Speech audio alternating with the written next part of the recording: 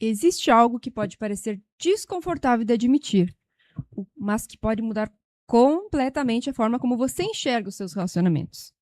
E se o problema não for você se envolver com as pessoas erradas, mas sim a forma como o seu corpo interpreta o que é o amor? Porque quando está tudo tranquilo, você começa a se sentir distante. Por que o silêncio incomoda? Porque a ausência de conflito parece falta de conexão. E principalmente, porque o tédio dentro de um relacionamento parece um sinal de que algo está errado ou está faltando. Talvez porque para você o amor nunca foi calmo, nunca foi previsível e nunca foi seguro. E é aqui que entra um ponto fundamental que a gente vai aprofundar hoje. O tédio, muitas vezes, não é a ausência de amor. É a ausência daquilo que o seu sistema nervoso aprendeu a reconhecer como amor, o caos.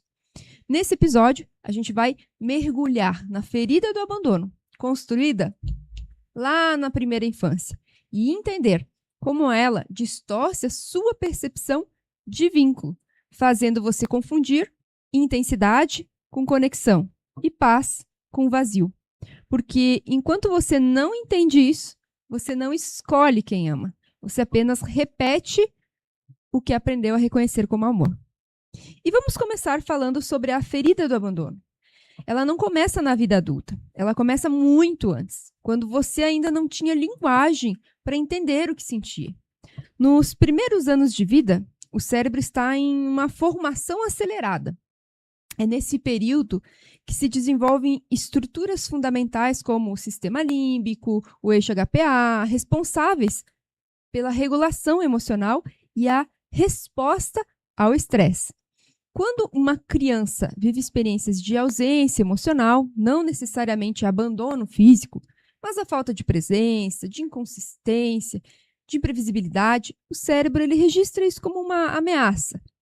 Se o ambiente emocional for instável, o sistema nervoso aprende que o amor vem junto com insegurança, tensão e imprevisibilidade. E isso cria padrões de apego inseguro, especialmente o ansioso. E essa criança cresce com uma programação interna que diz: para não ser abandonado, abandonada, eu preciso me adaptar, agradar, insistir ou tolerar o caos. E aqui está o paradoxo. Você diz que quer paz, mas o seu corpo reconhece o caos como casa. Silêncio não é neutro para quem tem a ferida de abandono. Silêncio pode significar rejeição, distância pode significar perda, estabilidade pode significar abandono iminente. Então, o cérebro entra em vigilância constante. E quando não há estímulo, como uma briga, tensão, conflito, ele cria. E isso não é consciente. É uma tentativa de manter o sistema nervoso em território conhecido. Porque o desconhecido, para esse cérebro, é percebido como um risco. E é exatamente aqui que entra um ponto crítico desse processo. O tédio.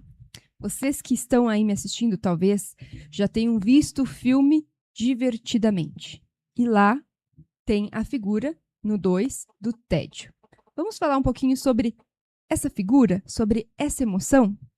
Existe uma tendência automática de interpretar o tédio como falta de conexão. Mas, na maioria das vezes, o que você está sentindo não é uma ausência de amor, é uma ausência de crise. É a primeira vez que o seu sistema nervoso não está sendo ativado por medo, insegurança, imprevisibilidade, porque é isto que alimenta a questão do tédio. Se o tédio não tem medo, insegurança, imprevisibilidade, eu não tenho nada. É um vazio. E como você aprendeu a associar, então, essa intensidade com o vínculo, o seu cérebro tenta traduzir essa estabilidade como erro. Está faltando algo, não tem química, está muito parado. Mas o que está faltando não é a emoção. É a desregulação que antes era confundida com paixão. Quando não há picos emocionais, surge um espaço. E realmente, esse espaço ele pode parecer vazio, mas ele não é vazio. Ele é silencioso. Para quem cresceu em ambientes onde o silêncio precedia um abandono, uma ausência emocional, esse silêncio ativa alerta interno. Então você tenta preencher com conflito, com dúvida, com tensão. E aqui entra um dos maiores erros de leitura emocional: confundir estabilidade com falta de conexão. Nem todo relacionamento calmo é compatível, mas nem todo desconforto indica incompatibilidade. Você precisa diferenciar a falta real de valores, visão e de conexão versus a ausência de gatilhos emocionais intensos. Porque quando o vínculo não ativa as suas feridas, ele pode parecer morno, mas na verdade ele pode ser saudável. Compatibilidade se constrói na consistência. Trauma se sustenta na intensidade. E sem esse discernimento, você pode descartar relações que te fariam bem e continuar escolhendo aquilo que te machuca. A ferida do abandono cria dependência emocional, uma sensação de que você precisa do outro para se sentir seguro, visto, suficiente. Mas relações saudáveis não nascem da necessidade, elas nascem da escolha. Quando você precisa, você se submete. Quando você escolhe, você se posiciona. E essa transição só acontece quando você começa a construir segurança interna. Porque sem isso, qualquer silêncio vira ameaça.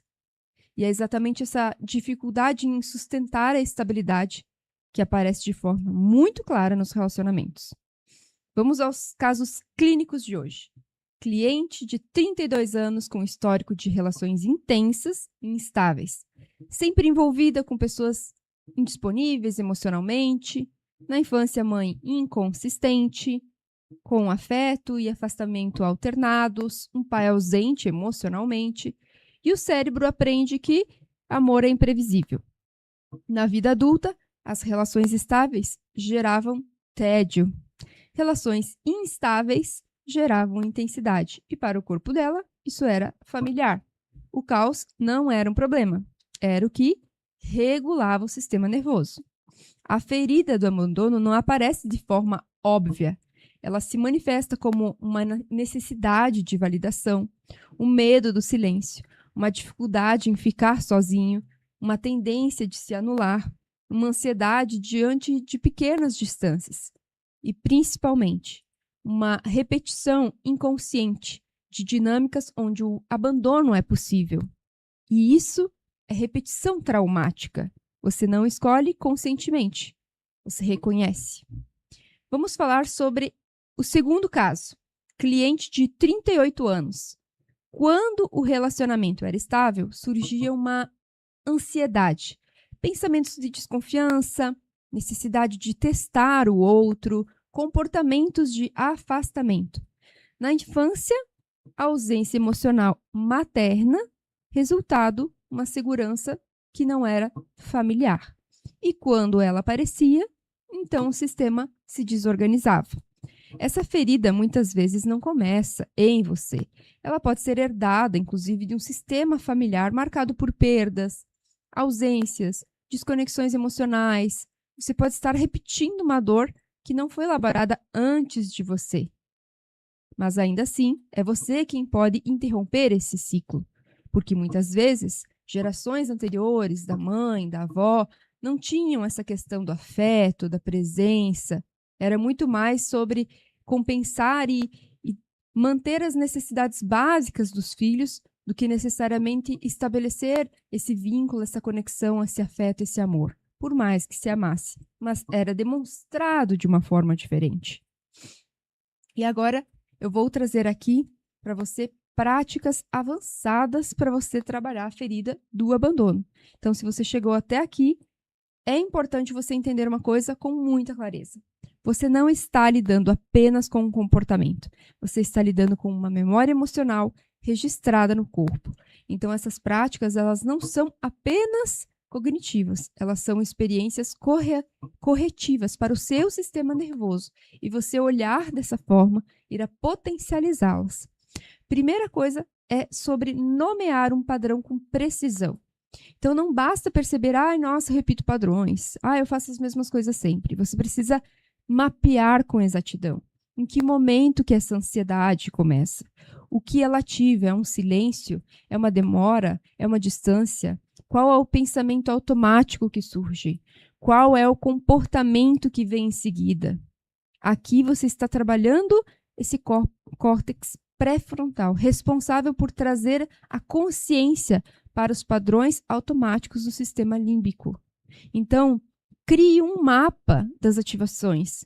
Qual foi a situação? Qual foi a emoção que veio, o pensamento e a sua reação, seu comportamento.